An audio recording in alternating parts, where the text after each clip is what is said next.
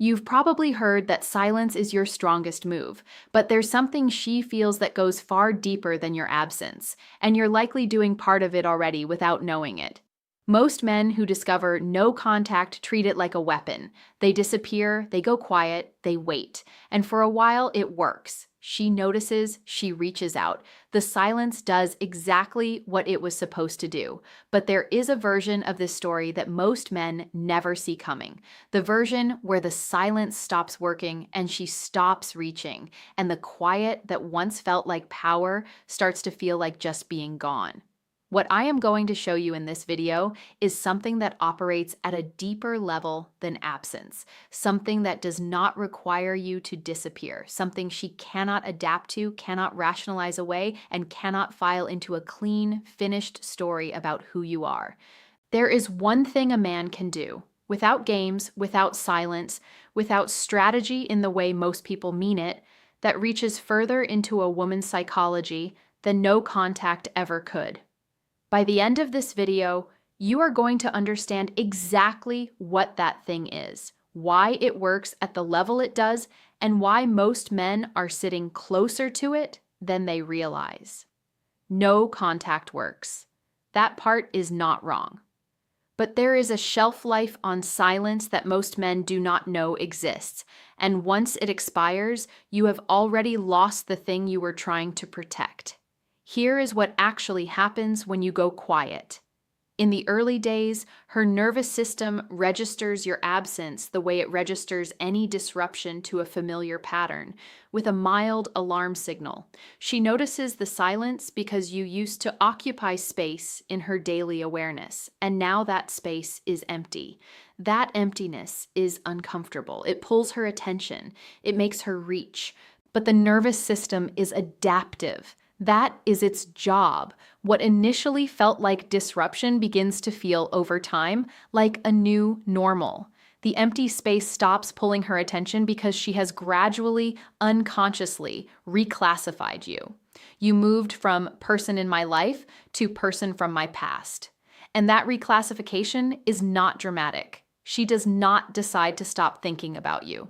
Her brain simply stops flagging your absence as unresolved. That is the moment most men mistake for her moving on. What it actually is her nervous system completing a loop you left open. And once that loop closes, silence loses its leverage completely. You are not creating tension anymore. You are simply not present. Now, you might think, doesn't longer silence reset the cycle?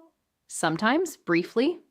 But each cycle is shorter than the last. Her psychology becomes more efficient at processing your absence the more familiar it becomes. The silence that once created 3 weeks of pull might only create 3 days the second time.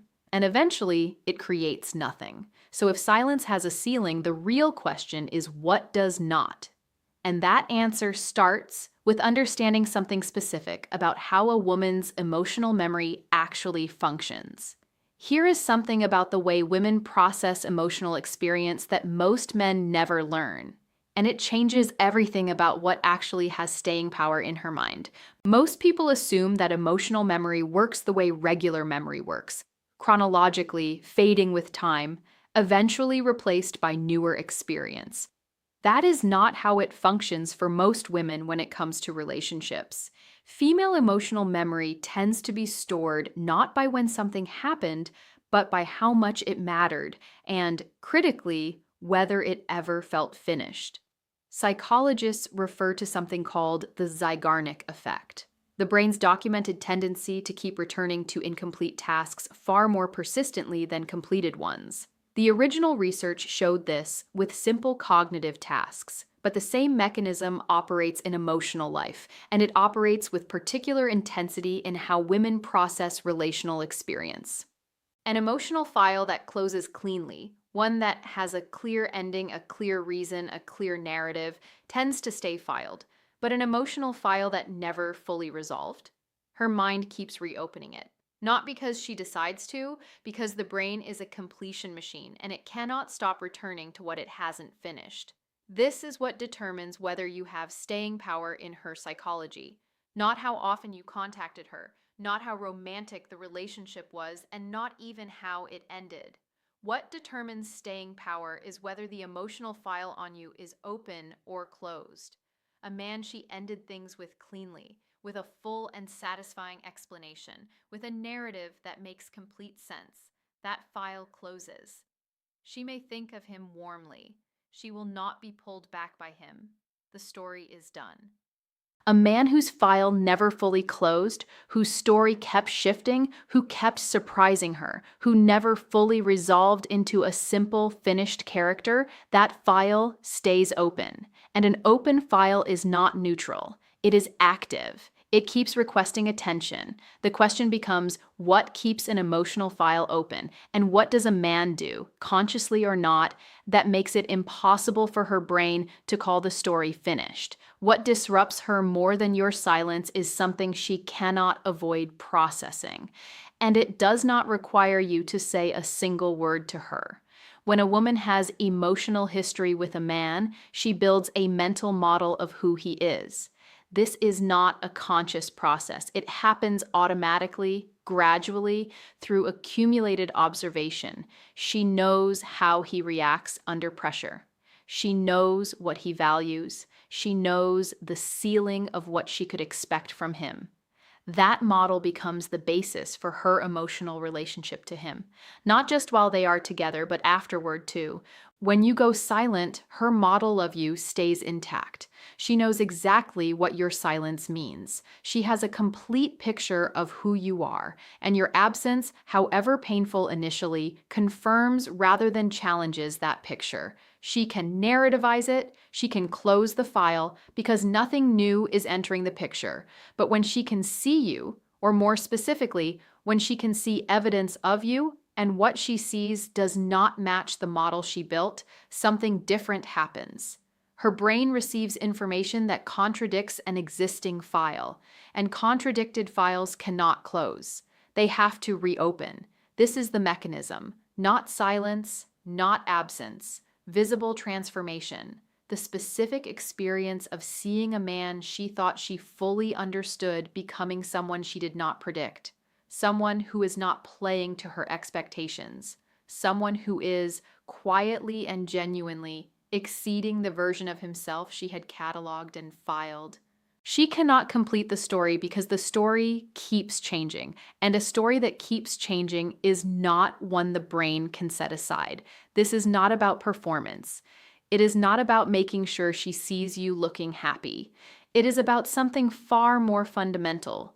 A man genuinely investing in the shape of his own life in ways that her previous model of him did not contain. But to understand why this works at the level it does, you need to understand what is actually happening inside her when she sees it. Because it is not what most people assume. She is not choosing to think about you.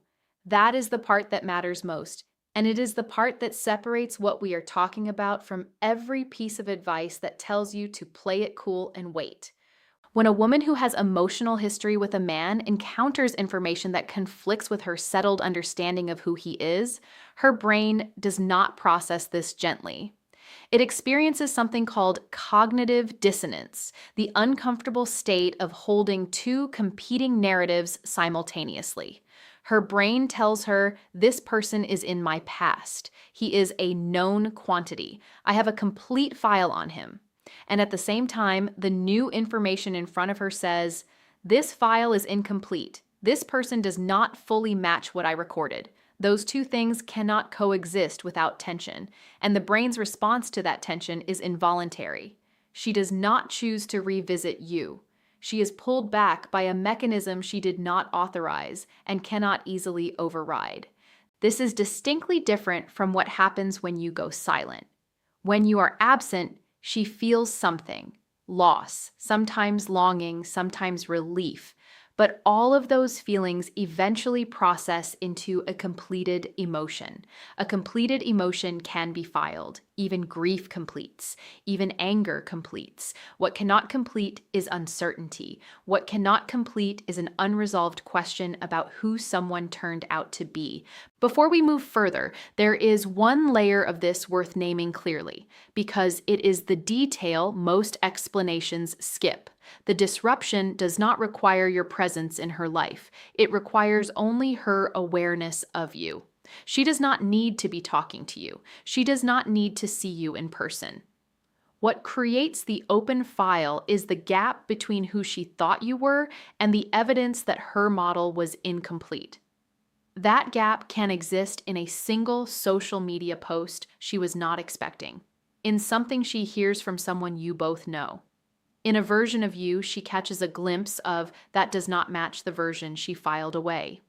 The file stays open not because you are everywhere, but because what she is seeing keeps contradicting what she concluded. Now, the real question becomes, what specifically does she need to see, and what makes the difference between growth she notices and growth that actually gets under her skin? Not everything a man does lands the same way in her psychology. There are 3 specific things that her emotional system finds almost impossible to set aside, and they are not what most people would guess. The first is what I would call social recalibration, the visible, observable experience of other people responding to you differently than she expected. This does not mean posting pictures with other women. That reads as performance immediately, and she files it accordingly. What I mean is something quieter, the way other people in shared social spaces orient toward you. The fact that someone whose opinion she knows you value is now seeking yours. The way you carry yourself in a group setting in a way that causes people to listen when you speak, not because you are louder, but because something about you has settled into a kind of gravity she did not associate with you before. Her brain does not just notice this, it questions her original assessment. The model she built had a ceiling for you. What she is now observing exceeds that ceiling. The file reopens. The second trigger is self-investment that reclaims something she thought was hers to inspire. Here is the specificity that matters. In most relationships, a woman comes to quietly believe she holds some influence over a man's growth. She thinks she knows what he is capable of, and she believes partly that her presence was what called it forward. When she watches him pursue the exact kind of development she associated with her influence over him, without her, unbothered, and going further than he went when she was there, it disrupts something at a deep level. It suggests that what she thought she uniquely activated was actually already in him, and that her departure did not diminish him. It is a specific kind of quiet devastation that has nothing to do with jealousy and everything to do with a story she told herself about her own significance. The third trigger is the quality of his absence when he is present. This is the subtlest one, and it is also the one that does the most sustained damage to her certainty. When a man is near her orbit, at a shared event, in a mutual space, visible through someone she knows, and he is not performing ease, not broadcasting peace, not angling to be seen as unbothered, but genuinely, unhurriedly, just living his life, the contrast with the version of him that was invested in her is something she cannot categorize. Most men, even when they think they are being cool, are still performing for her. She knows the difference between a man who is doing well and a man who is doing well in a way that is not for her. The second version is the one that keeps the file open, because there is no message in it for her to decode, and what cannot be decoded cannot be dismissed. This is where most men undercut everything, because the instinct when you understand something this powerful is to start using it in a way that collapses it completely. There is one version of everything we have talked about that does not just fail. It hands her back exactly the control you were never trying to take.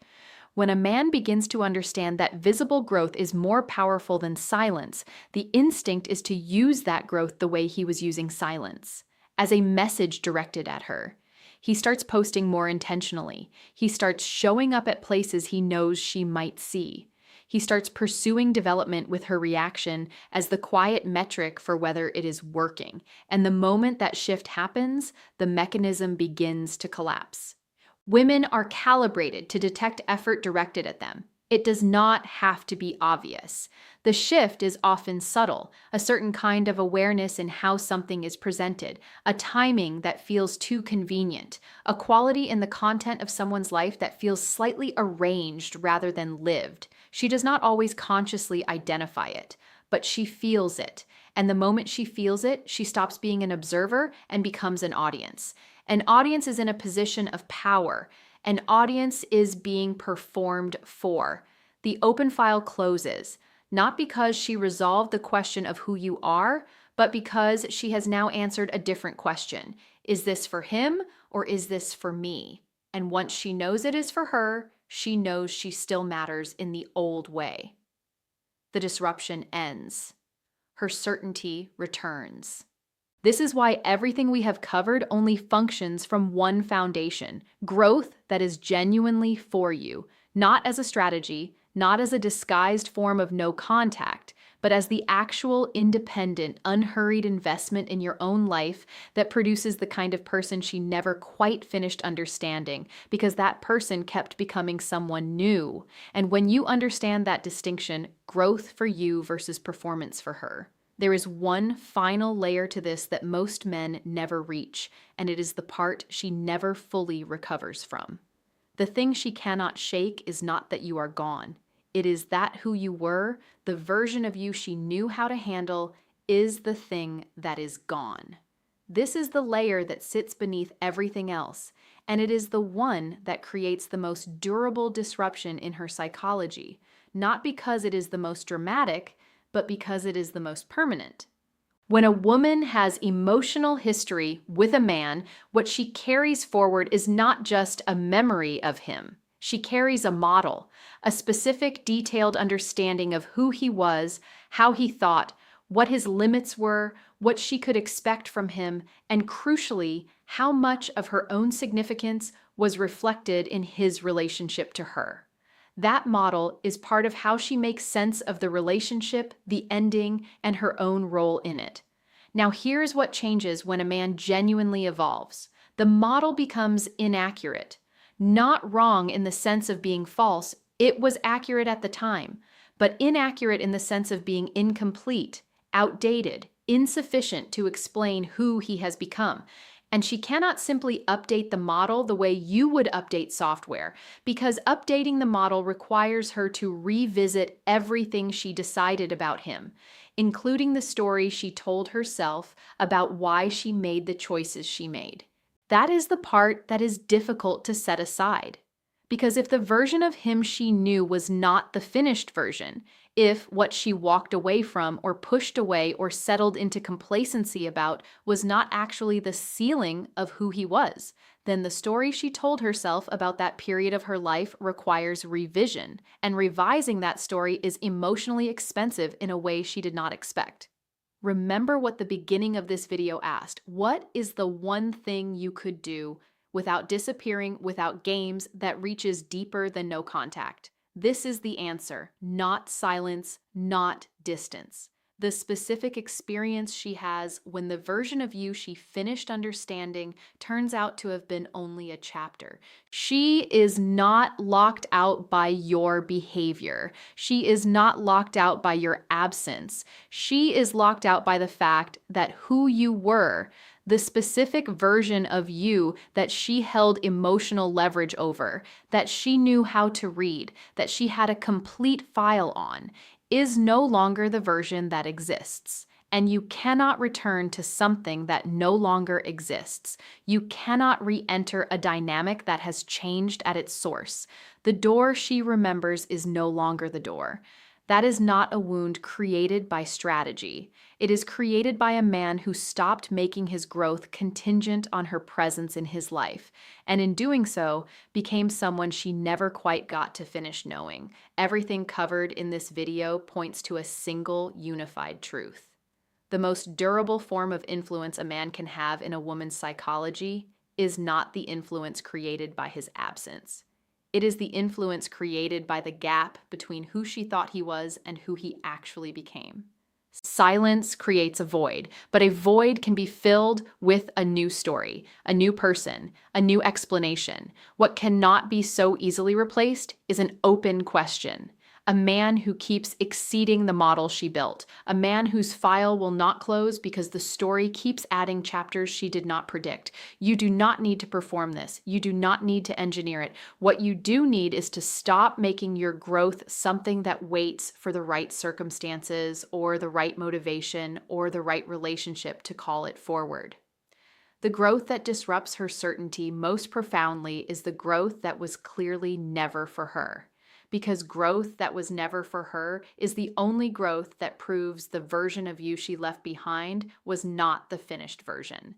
You now have something most men spend years without: an understanding of what actually creates durable emotional impact, and why the strategy most men rely on has a built-in ceiling they were never told about.